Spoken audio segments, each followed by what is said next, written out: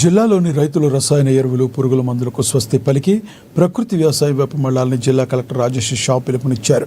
సోమవారం జిల్లా కేంద్రంలోని ఉద్యాన పాలిటెక్నిక్ కళాశాలలో కొండా లక్ష్మణ్ తెలంగాణ ఉద్యాన విశ్వవిద్యాలయం వ్యవసాయ ఉద్యాన శాఖలు సంయుక్తంగా ఏర్పాటు చేసిన ప్రకృతి వ్యవసాయంపై 5 రోజుల శిక్షణ కార్యక్రమాన్ని ఆయన ప్రారంభించారు.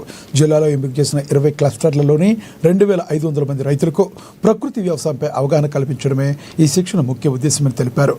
ప్రకృతి వ్యవసాయం చేయడం వల్ల భూసారం పెరగడమే కాకుండా పెట్టుబడి ఖర్చు తగ్గ దిగుబడి పెరుగుతుందని వివరించారు.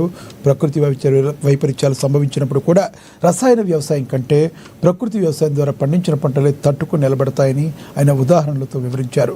ప్రకృతి వ్యవసాయం చేసే రైతులకు ప్రభుత్వం నుండి ఎకరాకు ఏడాదికి 4,000 రూపాయల చొప్పున ప్రోత్సాహకం అందుతుందని, అలాగే మహిళా సంఘాల ద్వారా బయో ఇన్పుట్ రీసోర్స్ సెంటర్ల ఏర్పాటుకు లక్షల రూపాయల ఆర్థిక సాయం అందిస్తున్నట్లుగా వివరించారు.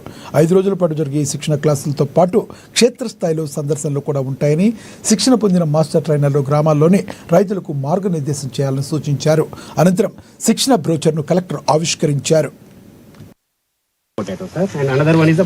దీనికంటే ముందు అంటే మనము 20 క్లస్టర్స్ గుర్తించి మళ్ళీ 20 క్లస్టర్లు ఒక క్లస్టర్ చొప్పున 125 రైతులకి కూడా గుర్తించి మళ్ళీ మనం ప్రభుత్వంకి ప్రపోజల్ పంపిన తర్వాత ప్రభుత్వం మళ్ళీ దాని తర్వాత జిల్లా లెవెల్ రిసోర్స్ పర్సన్ ఇందాక రామేశ్వర గారు మాట్లాడారు. సో వారు మళ్ళీ అక్కడ యూనివర్సిటీలో మళ్ళీ ట్రైనింగ్ తీసుకొని మళ్ళీ ఈరోజు వీరు తర్వాత మన హార్టికల్చర్ రీసెర్చ్ స్టేషన్ సందర్భంగా మళ్ళీ 2,500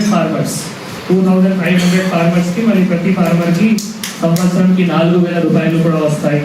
దీని తర్వాత మళ్ళీ డిఆర్డిఓ ఏవైతే 13 బయో ఇన్పుట్ రిసోర్స్ సెంటర్స్ అది కూడా మహిళలే ఉన్నారు, వారికి మళ్ళీ 1,00,000 రూపాయలు కూడా వస్తాయి. ఇవి అన్ని స్టాబ్లిష్ చేసిన తర్వాత బయో ఇన్పుట్ రిసోర్స్ సెంటర్లో ఏవైతే అక్కడ రేజ్ చేస్తారు అంటే న్యాచురల్ ఫార్మింగ్ సందర్భంగా ఏవైతే రేజ్ చేస్తారో మళ్ళీ అదే 2,500 ఫార్మర్స్ కూడా సప్లై చేస్తారు. ఏమి నాశనం కాదు, చాలా మంచిగా వారికి దిగుబడి కూడా వస్తాయి. అటువంటి ప్రత్యక్షంగా ఎగ్జాంపుల్స్ కూడా మొత్తం రాష్ట్రంలో కూడా ఉన్నాయి, మొత్తం దేశంలో కూడా ఉంది. రెండవ రామేశ్వర గారు చెప్పారు, మళ్ళీ ఆదిలాబాద్ జిల్లాలో కూడా మీ అందరి బాధ్యత ఉంది.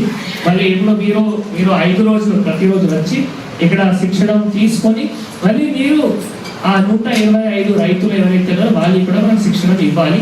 ఆ శిక్షణ కూడా మళ్ళీ మన అగ్రికల్చర్ డిపార్ట్మెంట్ అరేంజ్ చేస్తాయి. అదే విధంగా మంచిగా మనం పొలంలో ఇంప్లిమెంట్ చేయొచ్చు. దాని గురించి దయచేసి ఆలోచన చేయండి. కొంత స్టార్టింగ్ లో రైతులకి ఏమైనా కష్టాలు కావచ్చు.